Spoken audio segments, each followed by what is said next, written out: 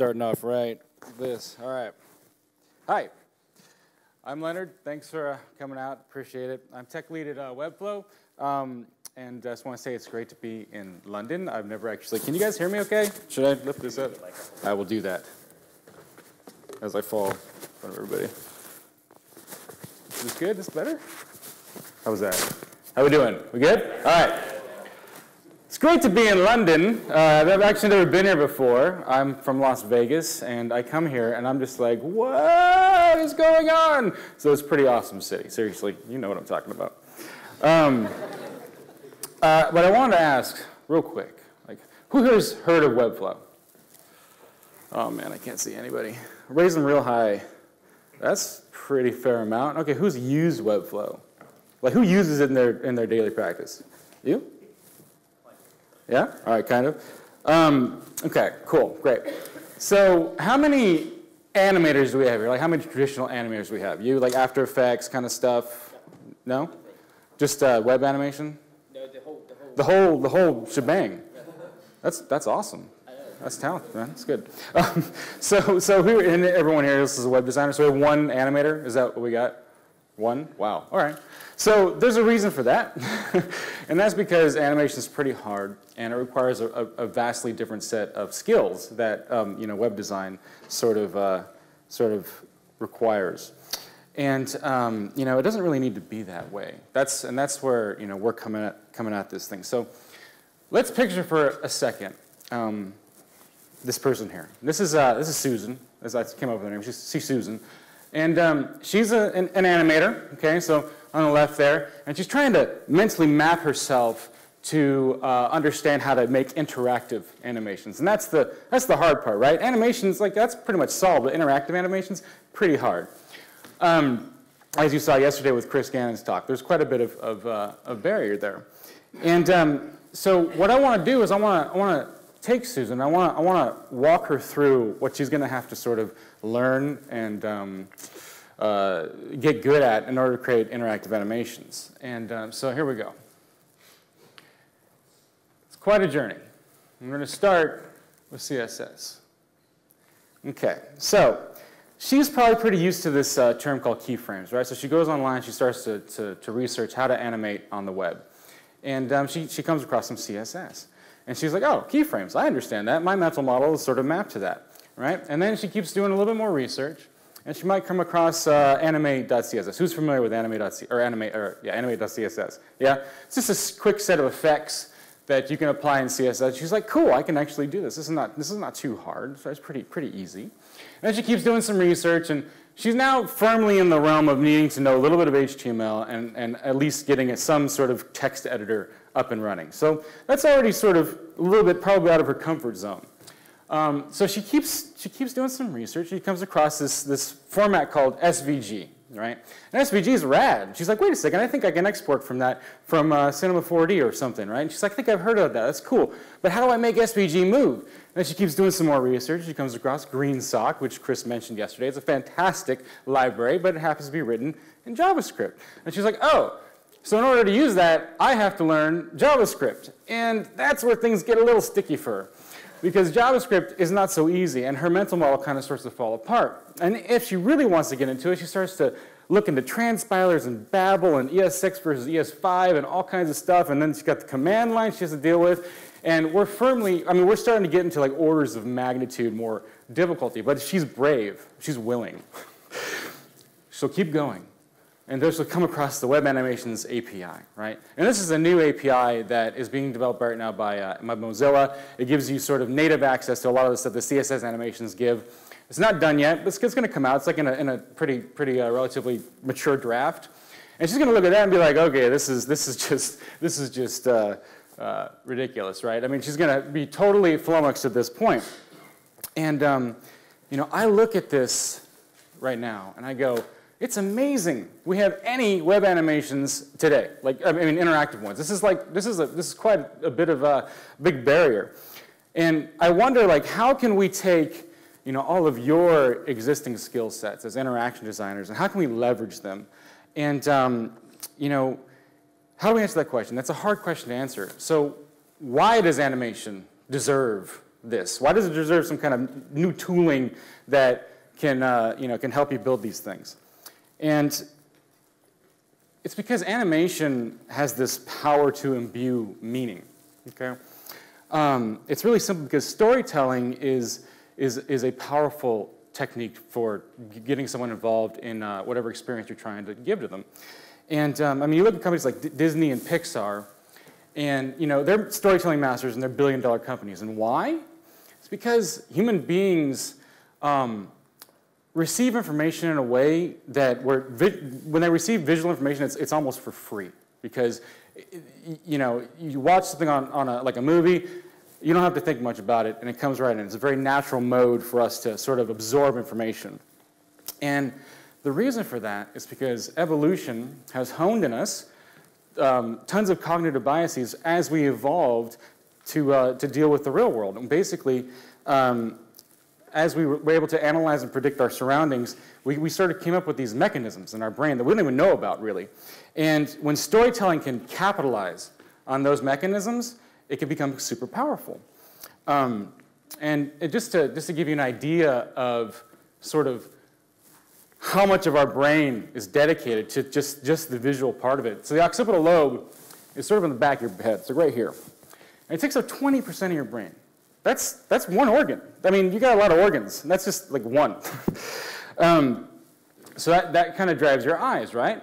But the thing is that the occipital lobe is considered an intermodal sort of center of your brain, which means that it actually acts as sort of a coprocessor for 66% of your brain. So most of your brain is dedicated to your eyes, to looking around and analyzing your surroundings. And if you don't believe me, I'm going to walk you through a little exercise. So there's this idea in neuroscience, a cognitive science theory called chunking. I don't know if any UX practitioners are here, but you might have come across. Does anyone know what chunking is? Good, cool. Hope people learn some stuff. So right now we've got just a wall of sort of unrelated disparate dots, right? You might be able to group them via size, right? But there's really not much that gives you, an idea of how they might be related to each other. Well, when I do this, just the simple act of animation, nothing like really changed, guys. This is just dots, and all I did was move them, and suddenly you got like two families up there. You got like two warring factions. You start to build these like ideas just because they're closer to each other. And our brains are designed to look at sort of patterns like this and immediately receive that information, which is why animation is so powerful. And like the best part is we get it for free. And the reason we get it for free is there's this idea. Now, this is a great book. Has anyone read Understanding Comics by Scott McCloud? No. It's probably not one that ends up in people's catalogs. Yes? Did you? Like it? Good book? Yeah, she's nodding her head. Cool.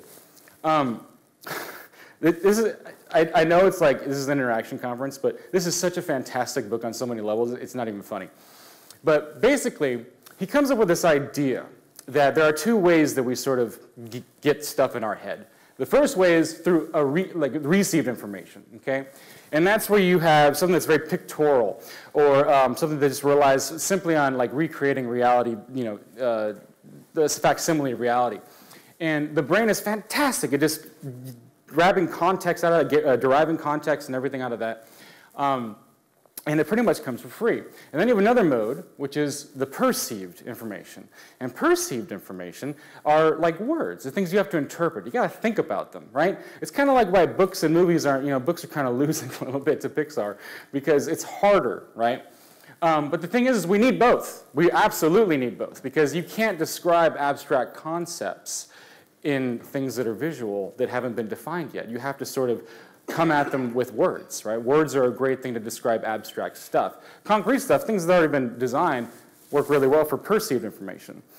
And, this really comes back to our ability as human beings to contend with metaphor, right? So we have this fantastic ability. No other animal has that. And this is really how it works for us, how we contend with metaphor through these two modes. So how does this apply to interaction design? Okay? Well, there's a fantastic book by someone named Val Head. She basically wrote this book to try and sort of make a compelling argument for as to why you should introduce animation into your design work. And she came up with these 6 principles, and I want to go over them all with you real quick, because I think it really sort of paints the picture. So in the book, and I suggest you read it, it's fantastic, you use animation to, 1, orient and give context. Now, most people sort of experience much of their reality, or their day, not the reality, through these little illuminated windows, right? But this doesn't match anything in reality. This isn't physical, right? The things that appear on our screen don't actually live where they seem they live. The thing is, though, is that we need to convince our users that they actually do live right next to it. And a great way to do that is through animation, where animation can have a peak effect. And, oh, there's something that's coming in off the side of the screen, which informs the user that there's an off screen, right? Animation's fantastic at doing that. It also directs and focuses attention. Now, there's another cog-sci theory, cognitive science theory, called threat detection. And when we were evolving sort of in the forest foraging and stuff, we developed a very acute awareness of unexpected movement, right? Because if something was chilling over there, if Oliver was going to attack me, I'd probably know, because he'd be jumping out like this, and I'd be like, oh, Oliver, and there'd be threat detection kicking in, right? Yeah, so the brain will immediately focus on any singular movement on the screen. And we can use that for ill too, but at the same time, it's a very powerful mechanism. So notifications, good example of drawing someone's attention to something that's moving. You can show cause and effect. And this actually works in a bunch of ways. So basically, you can walk the user through a bunch of different steps and show them certain things, but you can also hint at affordances.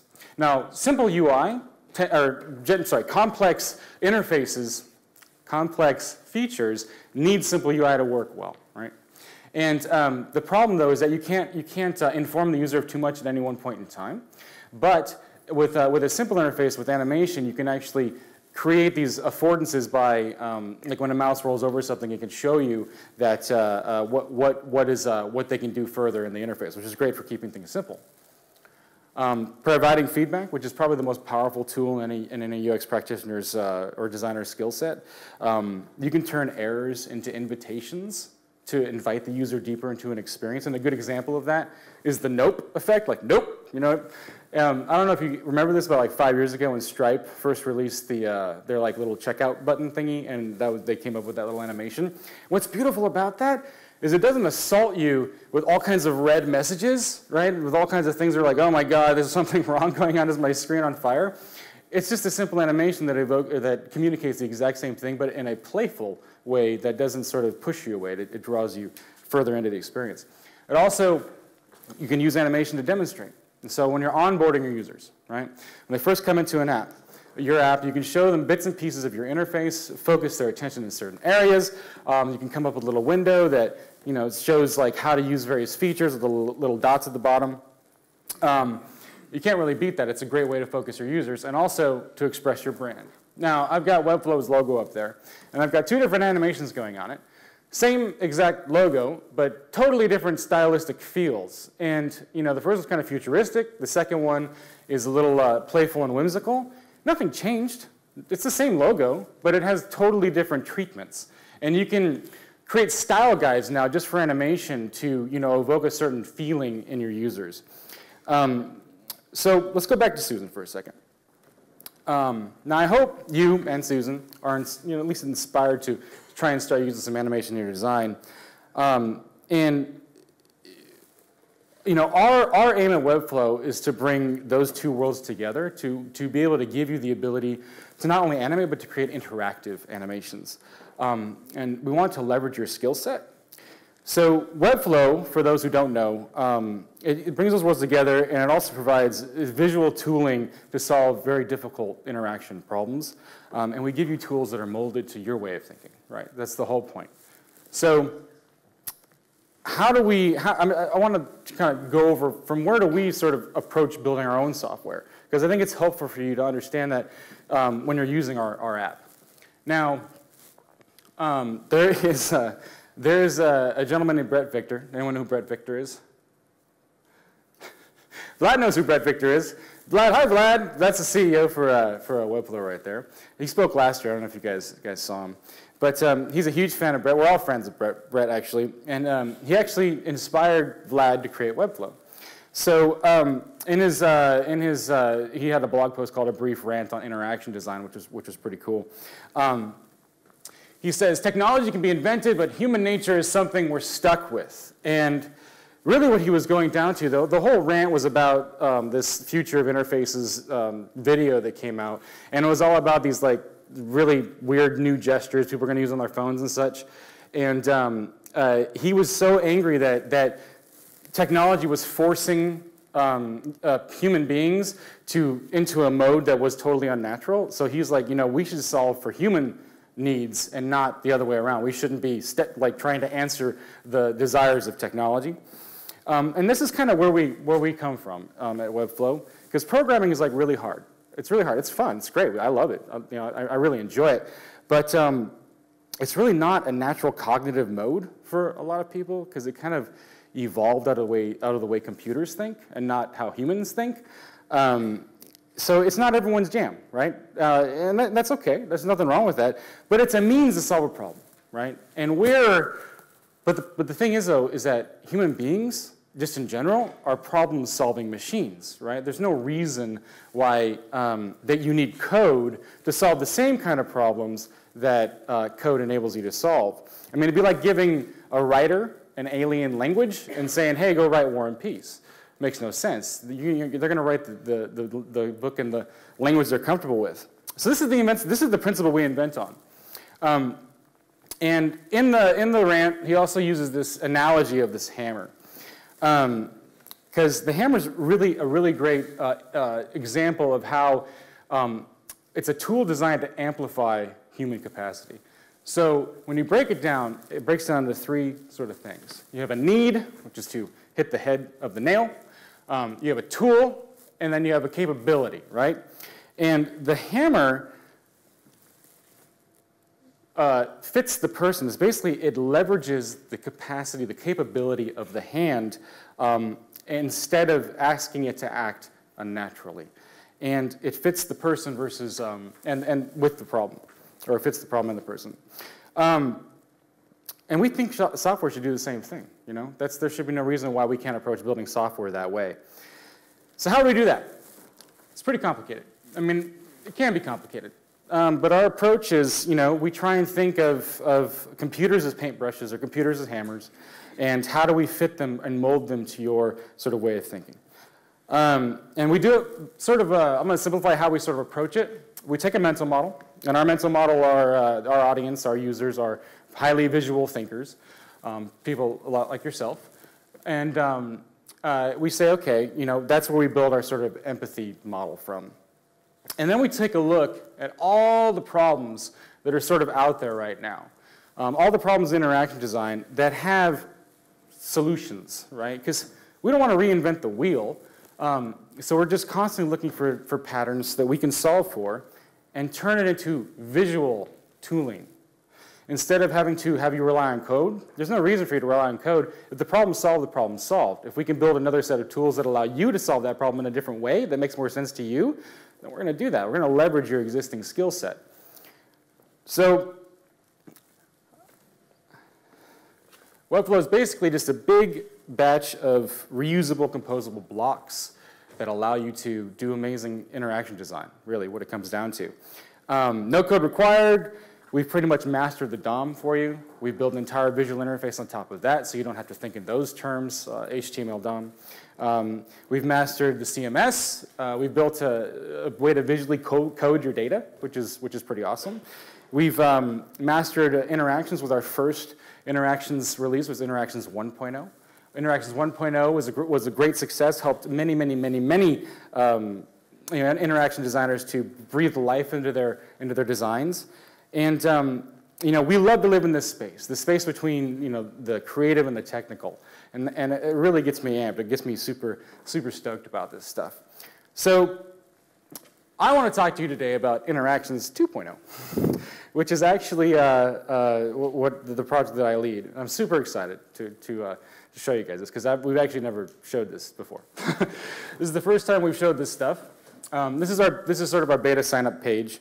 Our beta launches next week. It's been a long time coming. A lot of people are really excited about it. But I prepared a video of me demoing the product, and I just want to know if it was okay if I showed it to you. Was it cool? You want to see it? We think it's a pretty good answer. Yeah, you want to see? Yeah? No? I want to hear something. Yeah? All right.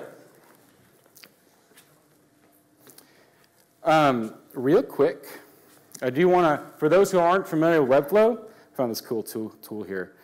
So this is Webflow's interface. This is the video it's about to play.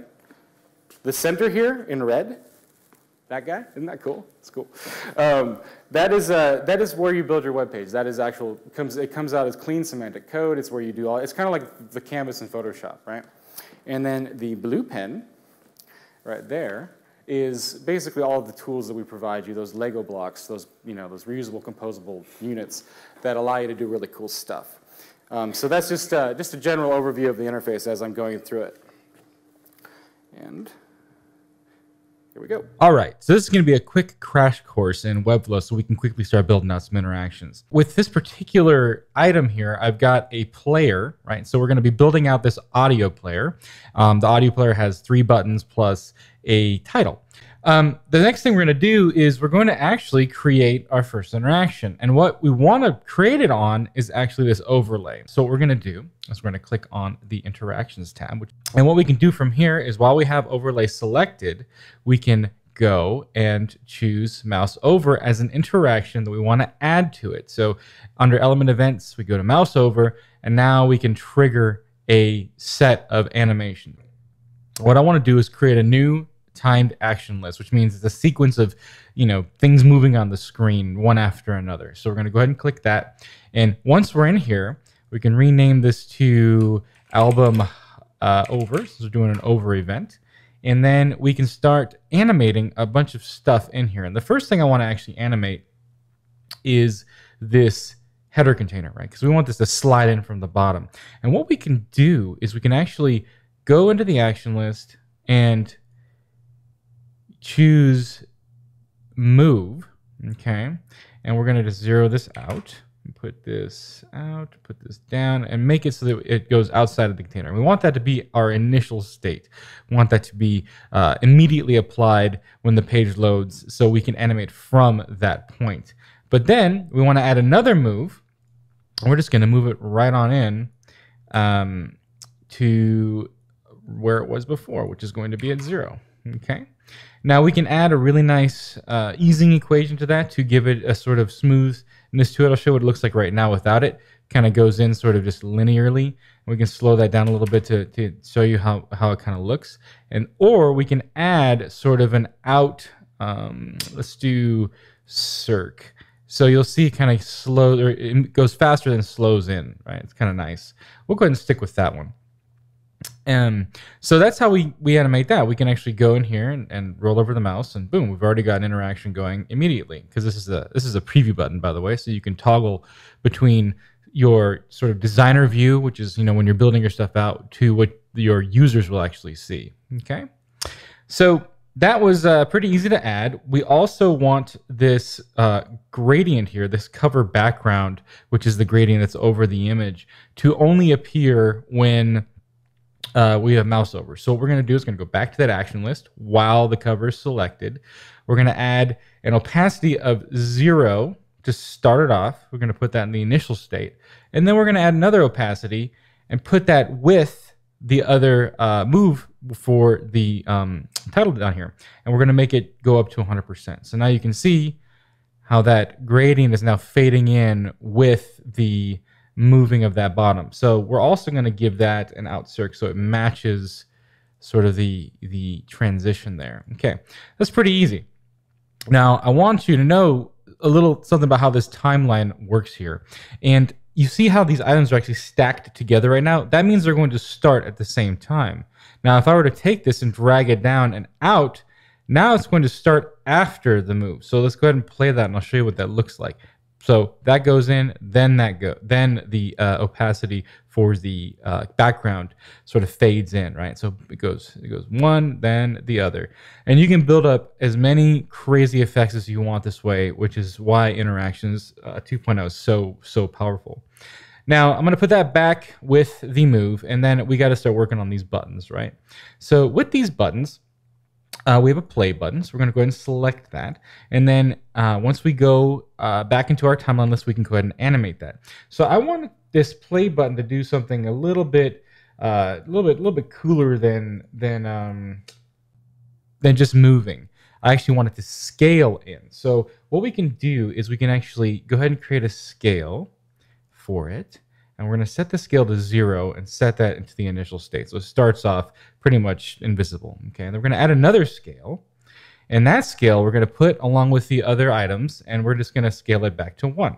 So now it goes from just like that. It goes from 0 scale to 1 scale, which is pretty cool. But we also want to add sort of a Outback animation to it. So it gives it a little bit of more of an organic feel. So go ahead and click that, and you can see kind of when it comes in, it grows a little bit bigger, then it kind of shrinks back down.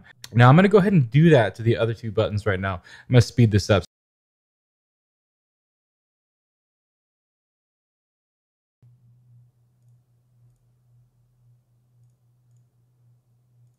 Okay, so now we've got these three guys sort of animating in, and it resets every time I play it. They'll actually stay if I do it in preview mode. So if I roll over it, you can see those kind of pop up. But I also want them to kind of rotate in as well, because the rotate effect kind of gives it a really interesting sort of, I don't know, just even more organic feel to it, almost like it's, you know, burrowing out of the ground or something like that, or flying through the sky. So I'm going to go ahead and select the play button again, and I'm going to add a rotate, and we're going to just rotate it just a little bit on the Z, okay? So when it comes in, it'll actually kind of just go back to its natural state, and I'll show you what that kind of looks like. It goes in, and that didn't really, hold on a second. Good. So you can see that it kind of goes in. I wanted it to go the other way. So it kind of turns in, right? We're going to go ahead and add easing to that too, and probably make it a little bit quicker so we can do an out circ and see it sort of fly in like that. So that's kind of cool. Okay. Now I'm going to do that to the other two buttons, and I'll go ahead and speed this up.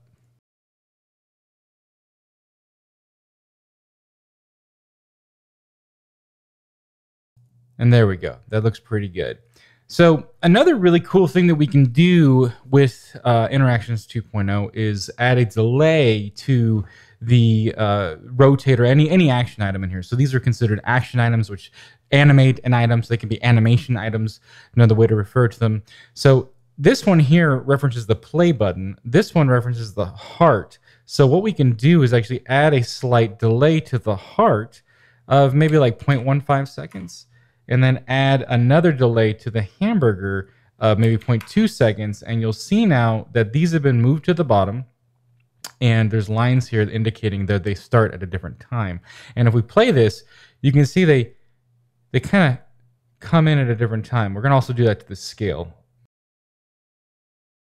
And you can see now it kind of staggers in, which is a really cool effect.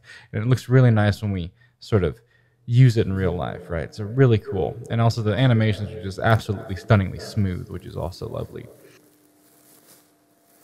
Thank you. So there it is. That was the first demo I've ever done in public.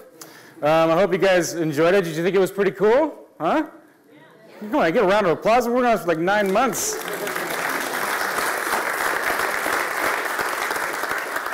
But that's not all. So that was kind of like super basic 101 version of IX2. I also have another video to show you, it's shorter, don't worry, that goes over this idea that, so here, the event that triggered the animation was a singular event. It was a tap, boom, one event, right? And that's kind of easy to do in JavaScript. If you know a little bit of JavaScript, you can probably accomplish that with some practice. Much harder, though, is to respond to a stream of events, like a continuous event, something like a mouse move or a page scroll. And that's when you start to get into like parallax animations and things like that. So I hope it's okay, but I wanted to show you me demoing some of that fun business. Is that cool? You like that? Huh? Come on. Jeez. All right, I got a woo. All right, lights please. Thank you. And I'm going to show you just a real quick little cool fun trick to create a faux 3D effect on this particular album here. So what we can do is we'll go back to our navigator, we'll click on player. Okay, so the player is the container for this guy. And we're going to add a new action list on the, or excuse me, we're going to add an event on it, and we're going to add a mouse move event. Okay, so we want to capture whenever the mouse rolls over the player, we want to do something with that data. Okay, so we're going to control an action list. We're going to select and create a new mouse action list, which is a continuous action list. And now this is where things get really cool. So I'm going to call this, let's see, it'll be album mouse move. And we will go ahead and add an interaction on the x-axis, which is the left and right axis, to give this thing a tilt effect, so we can rotate this based on that particular mouse movement. So we're going to go ahead and add a rotate action item while player is selected. And this is the wrong axis, so we actually want to rotate this on the y, even though this is the x, because we wanted to rotate left and right. And you'll see it added two action items, or two animation items for us. One at 0% and one at 100%. Now, what this means is that 0% is going to be when X is at 0. So that's going to be the left side of this. So when I roll over the left side of this particular element, it'll trigger 0 all the way through 50% to 100%. So we can tie animations to that data, which is incredibly powerful. We want this to rotate probably about 15 degrees on the x-axis when it's on the right, and then we want it to do a negative 15 degrees on the left. So we can actually see this in action by clicking the live preview, and you can see that when I roll over the left side, it tilts it, and when I roll over the right side, it'll tilt it, and you get this really cool representation of where the timeline is by that green sort of caret on the right.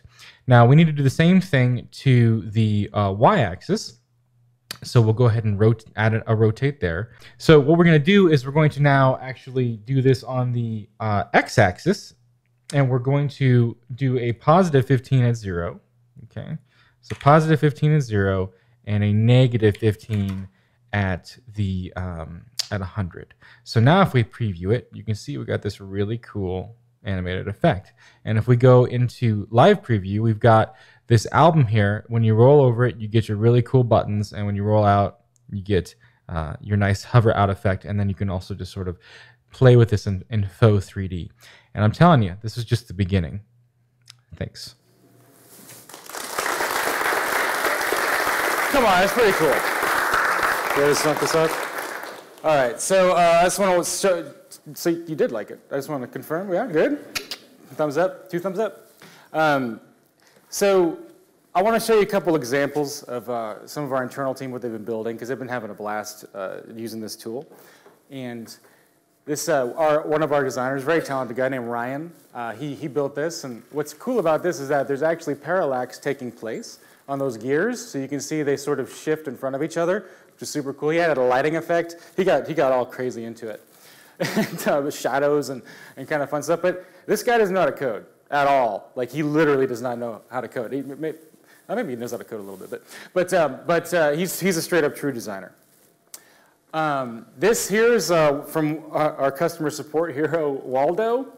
And this guy is so emphatically and crazy head over heels with this product. He's like up at 2 in the morning building stuff like this.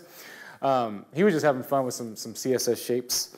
And then Nelson from our customer support team also saw the iPhone 10 event and was like, I can build that. Because if you went on their website, they had this cool masking effect.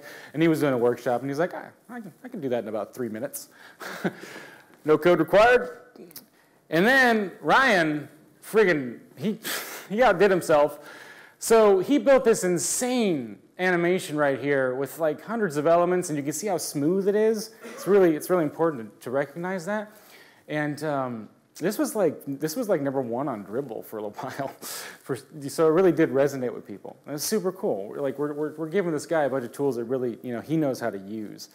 But that's really not we're not stopping there. We're not stopping there at all. In fact, we're laying down the groundwork for some pretty heavy stuff that's going to be fantastic. I mean, the initial launch of this thing is going to be mind-blowing. You're going to love it. I'm serious.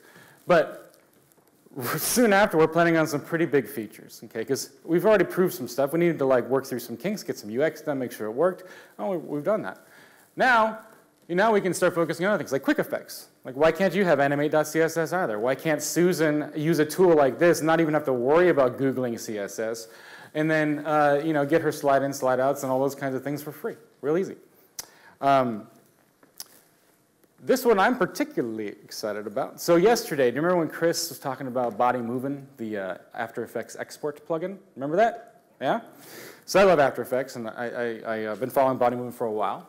And about a month ago, Webflow hosted a hack week. And my hack was I wanted to incorporate the body movement runtime into IX2. IX2 is Interactions 2. And I did, and it was fantastic. And I basically wrote it so that you could control the entire body movement engine from our interface. The delay worked, the duration worked. You can drag it in as an action item. You can put it anywhere on the screen. So you can export directly from After Effects and import it directly into your website. Not have to worry about any code whatsoever. And it feels very natural and lovely. It's super fun to make. And also, last but not least, no reason why we can't start building our own After Effects-like tools. Native SVG animation. There's a lot of upside to native SVG. Small payloads, it's hardware accelerated. It's fantastic stuff. And before I leave the stage, I just want to share a vision of where I want this to go. I hope to see like a rich vocabulary build around web animations, because right now we don't have it. We sort of are suffering from the abusive practices established in the Flash days. Remember those? Remember loaders? Sucked. I want to elevate our ability to tell stories.